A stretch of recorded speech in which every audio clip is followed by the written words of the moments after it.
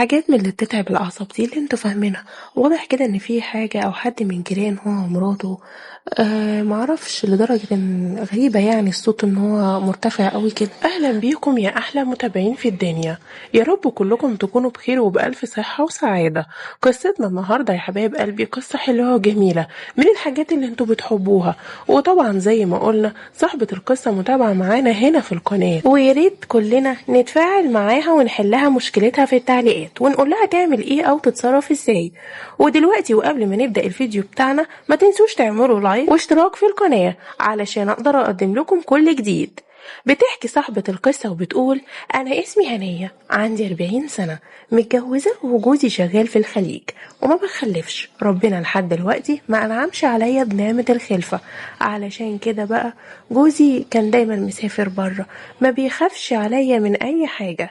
زي ما سمعته كده سايبني في بيت طويل عريض لوحدي، علشان كده بقى حصل لي اللي حصل، وكل ده بسبب جوزي، إن هو أهمل فيا قوي قوي الفترة الأخيرة. ما كانش بيسأل عني، كان كل اللي شغله إن هو يبعت لي فلوسه بس، زي ما يكون احتياجي ليه هو احتياج فلوسه بس. ما كانش قادر يفهم ولا يحس إن أنا محتاجاه. وانتوا عارفين وفاهمين ان في الوقت ده اي ست بتكون ضعيفة وبتكون محتاجة بس لجوزها، اي حاجة تانية ما بتبقاش شاغلة بالها. المهم تحس بوجوده وان هو في حضنها وان هو قريب منها، وبيحاول يقول لها ما تخافيش انا معاكي وحاسس بكل حاجة تعباكي انا حاسس بيها. علشان كده الموضوع ده كان مضايقني جدا، لكن بصراحة ما حاولتش اضايق نفسي اكتر من كده، وقلت طالما كل ما احتاج فلوس بيبعتلي يبقى اتهنى واتبسط بالفلوس دي. وما كنتش عارفة أعمل إيه في الزهق اللي أنا فيه ده. بصراحة كلمت أخويا، قلت له بقولك يا أخويا، ما تجيب ولادك ومراتك وتيجوا تقعدوا معايا علشان أنا زهقت من الوحدة. قال لي بصراحة يا حبيبتي انت عارفة ان كل واحد فينا ما بيرتاحش الا في بيته. انت ايوه اختي وحبيبتي، لكن انا ما برتاحش الا في بيتي. لكن لو عايزة حد يقعد معاكي ويونسك، انا ممكن ابعت لك ابني وائل يقعد معاكي ويونسك، وهو كمان واخد الاجازة بتاعته، يعني ما وراهوش مذاكرة ولا حاجة. قلت له طيب هيجيلي امتى؟ قال لي بكرة اتصلي بيا واتفقي معايا على ميعاد كده، وهو ملوش لازمة، هو قاعد عندنا في البيت وخلاص. قلت له بس يا اخويا ما تقولش كده، عيب عليك، ده وائل ده زي العسل، ده حبيب قلب عمته، انت اللي وحش، وانا كده هزعل منك يا اخويا.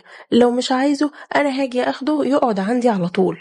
وفعلا تاني يوم اتصلت بوائل اللي هو ابن اخويا وقلت له ساعتها، فهو فرح قوي وقال لي بجد يا عمته خلاص انا هاجي اقعد معاكي، بس انا هقعد برضه هبقى زهقان، اصل التليفون بتاعي اتكسر وانا بفضل قاعد كده زهقان مش بعمل اي حاجه.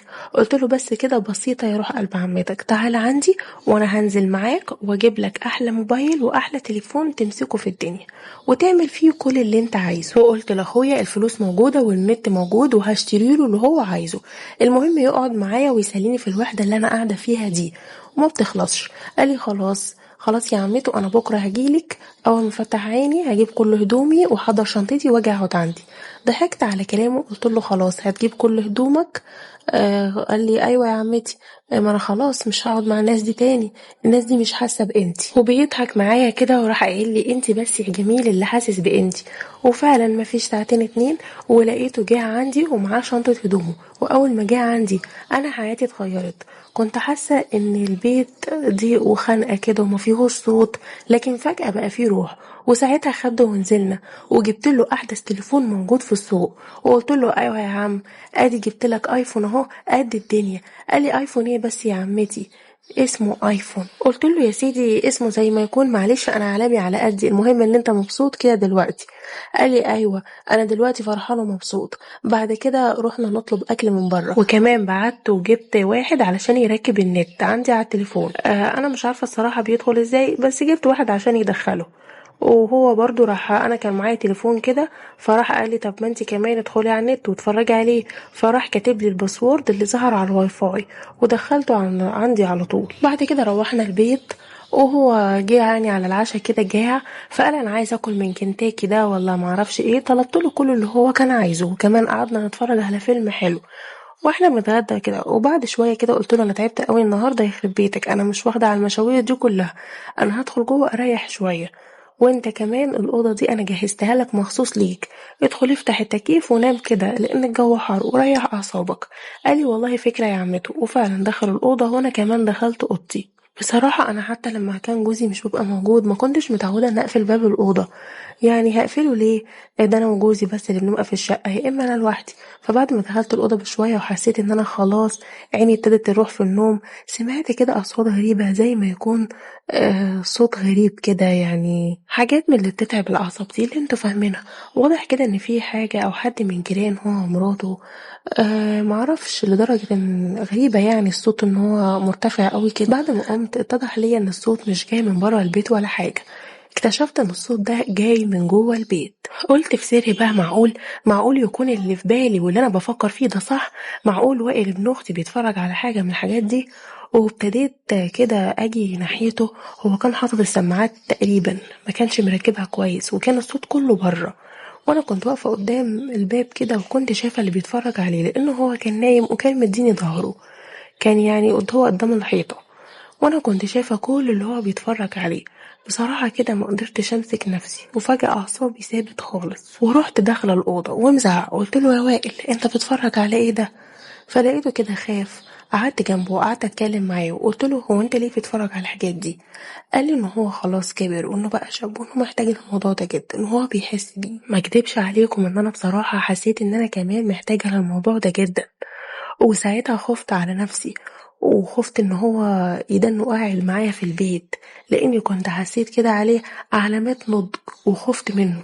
من بعد كده هو فضل يتحايل عليا ان انا ما اجيبش لابوه ولا امه اي سيره عن الموضوع ده ولا افتح معاهم الموضوع ده، وبحس ان هو عاد خايف مني زياده عن اللزوم، ومبقاش كمان بيرتاح في القعده عندي. وانا بصراحه بقيت خايفه ان انا يعني جايبه شاب زي ده عندي في البيت، ولو جوزي عرف حاجه زي كده مش بعيد يطلقني. فياريت تنصحوني وتقولولي اعمل ايه، وازاي اخليه يرجع يعيش تاني عند اخويا، لاني انا مش حمل مشاكل ولا حمل تعب ولا حمل قرف زي الحاجات دي. وبصراحة أنا خايفة، بس في نفس الوقت أنا خايفة على الولد من أبوه وأمه، لو عرفوا حاجة زي كده ممكن يروحوا فيها، لأنهم هم بطبعهم متدينين، وأخويا متدين جدا وبيكره يشوف الحاجات اللي زي دي. فأنا دلوقتي مش عارفة أعمل إيه وأتصرف إزاي، واجيب السيرة دي لاخويا واقول له ان ابنك بيعمل كذا وكذا. انا حتى مكسوفة ان انا افاتح اخويا في مواضيع زي دي، ومكسوفة ان انا اتكلم معاه واقول له حاجة زي دي. حتى هتكسف كمان ان انا اقول له مراته، لان مرات اخويا ست منقبة وست محترمة وكلهم محترمين. ما كنتش اتوقع من ابنهم اللي كان بيخلوه يروح لشيخ وبيحضر بيقرا قرآن وبيروح كتاب، ان هو يتفرج على حاجات زي كده. وبرضه انا خايفة على نفسي لان الولد بيبصلي نظرات غريبة ونظرات مش طبيعية في الرايحة وفي الجاي. فياريت ياريت تنصحوني وتقولولي اعمل ايه، واجيب الموضوع ده لاخويا ازاي، واخلي ابن اخويا ده ما يعيش معايا ازاي في بيت واحد، لاني عايزة اطفشه باي حاجة بحيث ان هو ما يقعدش معايا.